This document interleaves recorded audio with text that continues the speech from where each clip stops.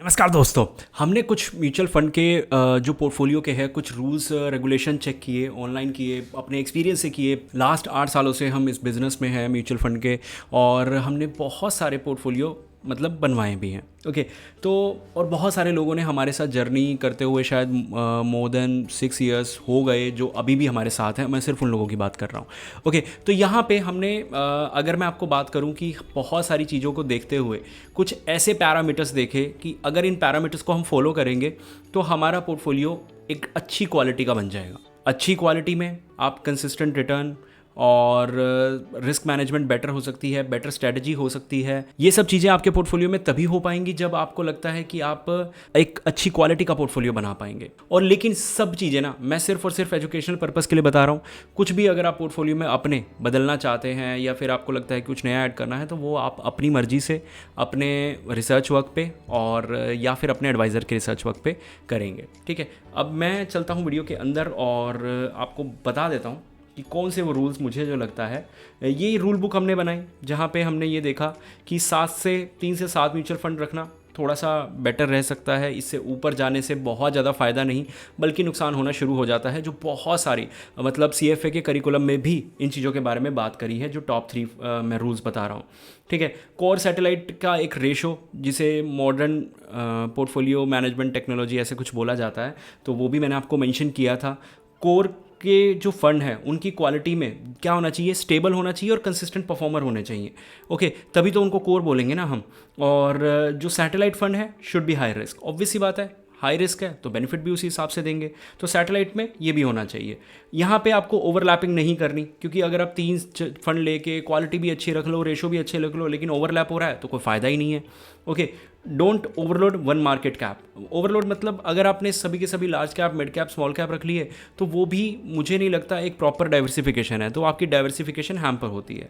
Same AMC का भी एक फंड, जैसे बहुत से लोग क्या करते हैं, 50,000 पराग पारिक फ्लेक्सी कैप में डाला, 10,000 बाकियों में डाल दिए, तो आपका पूरा पोर्टफोलियो एक तरह से पराग पारिक पे बहुत ज़्यादा डिपेंड हो गया। ये सिर्फ एक एग्जांपल के लिए मैंने आपको बताया।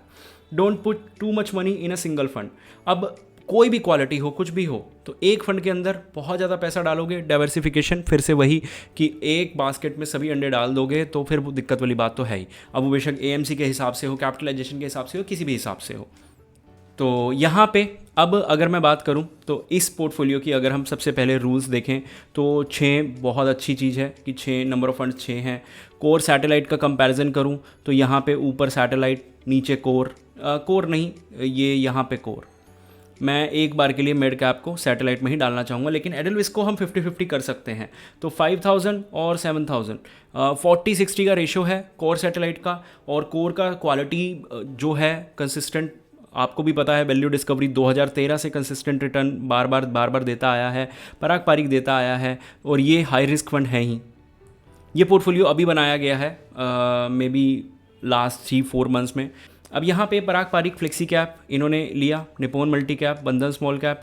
अब देखो यहाँ पे ना कोर और सैटेलाइट का अगर मैं बात करूँ तो मैं इसको कोर में ही डालता हूँ, इसको भी कोर में डालता हूँ। तो ये थोड़ा सा आप डिफेंसिव जाके मतलब 80-20 वाला रेशो है। ये रेशो बुरा नहीं है, लेकिन आपको अपना रेशो पता होना चाहिए कि मैं थोड़ा सा सुपर एग्रेसिव और मॉडरेट एग्रेसिव। अब मैं सबके आगे एग्रेसिव इसलिए लगा रहा हूँ क्योंकि अगर आप इक्विटी में पैसा डाल रहे हैं तो वो हाई रिस्क तो है ही है। ये डिस्क्लेमर तो आपको पता होना चाहिए। ओके, तो अब यहाँ पे आप 80-20 कर रहे हैं तो आप मॉडरेट एग्रेसिव जा रहे हैं। ओके, अब यहाँ पे अगर मैं बात करूँ एक थर्ड पोर्टफोलियो की, sir commented like 10 times. Sir मेरे पास ऐसे भी पोर्टफोलियोज़ हैं जो मोर देन 50 टाइम्स लोग कमेंट करते हैं, बट नहीं हम पिक कर पाते। बट आप लोगों का प्यार है कि आप लोग इतना प्यार लगातार देते रहते हैं कि, और हमारे पास पिक करने के लिए बहुत इजी ऑप्शन होते हैं। मुझे वो टाइम भी याद है जब हमारे पास पोर्टफोलियो रिव्यू जब हम करते थे तो ऑप्शंस ही नहीं हुआ करते थे कि किसका एग्जांपल लें, किसका पोर्टफोलियो उठाएं। 4 एग्जांपल हैं, 3 हैं, लेकिन अब है तो हम एक वीडियो में 1, 2, 3, 4 भी कर देते हैं। ओके, अब यहाँ पे अगर मैं बात करूँ JM फ्लेक्सी कैप ना, थोड़ा सा मैं इसको सैटेलाइट में की तरफ डालना चाहूँगा। इन दोनों को मैं सैटेलाइट की तरफ डालना चाहूँगा। अब यहाँ तक हो गई दोनों का रेशो बराबर, लेकिन फिर से ये 20,000 कहाँ चला गया, ये चला गया सैटेलाइट कैटेगरी में। तो अब सिर्फ और सिर्फ 15,000 यानी कि 30% सैटेलाइट कैटेगरी में, 70,000 नो सॉरी 30 कोर में 70,000 सैटेलाइट में। ये थोड़ा सा मैं अपना अगर मैं बोलूँ तो ये बंधन स्मॉल कैप भी है, जैसे ये बोल रहे हैं कि करंटली 60,000 ऊपर 50,000 लिख रहे हैं, पता नहीं मतलब क्या बोलूँ। Currently 60,000 no SIP for lump sum when market drops, यानी कि अगर मैं बात करूँ तो ये 75% सैटेलाइट में डाल रहे हैं। ये हर तरीके से हर रूल को ब्रेक करता है, रिस्क मैनेजमेंट जीरो हो जाता है, लेकिन स्ट्रैटेजी मेरी समझ से बाहर हो जाती है। तो इस तरह के पोर्टफोलियोज़ को मैं डिटेल में रिव्यू नहीं करना चाहूँगा, क्योंकि मैंने बोला ना कि जब मतलब क्वालिटी मेरे हिसाब से जब सैटेलाइट और कोर का रेशो इतना ख़राब हो जाता है ना, तो बाकी चीज़ें मैटर नहीं करती। ओके क्योंकि देखो सैटेलाइट फंड्स में ना क्या होता है कि उनकी लाइफ साइकिल मतलब जो चलती है ना, वो थोड़ा सा बहुत ज़्यादा रिस्की होते हैं, और इतना ज़्यादा रिस्क जब पोर्टफोलियो में आ जाता है कि उसको पोर्टफोलियो को स्टेबल करने के लिए हमारे पास कुछ नहीं है, तो बाकी रूल्स का मैं क्या करूँगा, है ना, समझ गए। तो इस पोर्टफोलियो को हम यहाँ से स्किप करेंगे और आगे चलेंगे। अब यहाँ पे इस पोर्टफोलियो को हमने बहुत डिटेल में रिव्यू करा था अदर वीडियो में, जहाँ पे मैंने ये बताया था कि इनका जो रेशो है ठीक ठाक है। अगर मैं इसको इंफ्रा को अगर मैं सैटेलाइट में ना लूँ तो इनका रेशो बाकी सब चीज़ें अच्छी हैं। वो डिटेल वाली वीडियो आप जाके चेकआउट कर सकते हैं चैनल पे, जिसमें आपको 8 रूल के हिसाब से एक ही पोर्टफोलियो डिटेल में पता लगेगा। अगर आप उस तरह का पोर्टफोलियो रिव्यू कराना चाहते हैं, क्योंकि पूरी वीडियो में 8-10 मिनट की वीडियो में सिर्फ एक पोर्टफोलियो रिव्यू हुआ है, तो आप समझ सकते हैं कितनी डिटेलिंग हुई होगी। तो उस डिटेल में आप जाना चाहते हैं तो उस वीडियो को ढूंढिए, कमेंट कीजिए। तो उस तरीके से अगर आप चाहते हैं कि चलो कोई बात नहीं, मैं थोड़ा सा ही एग्जांपल, थोड़े से ही रूल्स वगैरह देखना चाहता हूँ, तो इस तरह की वीडियोस भी आपके लिए अच्छी हैं। ओके अब यहाँ पे 10,000 का इन्होंने SIP अमाउंट स्टार्ट किया। इसको छोड़ के इन्होंने कहीं पे भी कोई भी कोर फंड को ऐड नहीं किया, ठीक है। एक ही कोर फंड ऐड हुआ, लेकिन एक कोर फंड में इन्होंने अमाउंट डबल कर दिया 5,000। अब मुझे एक चीज़ समझ नहीं आती, आप कर मतलब मैं क्या बोलूँ, अब ऊपर आपने लिख दिया 10,000, ठीक है, यहाँ पे नीचे अमाउंट दे दिया 15,000। चलो पहेलियाँ सुलझाओ, थोड़ा सा ध्यान रखा करो यार इस चीज़ का, ठीक है। अब 5,000 रुपये इसमें डाल दिया और बाकी 15,000, तो ये रेशो बना 33 और 66।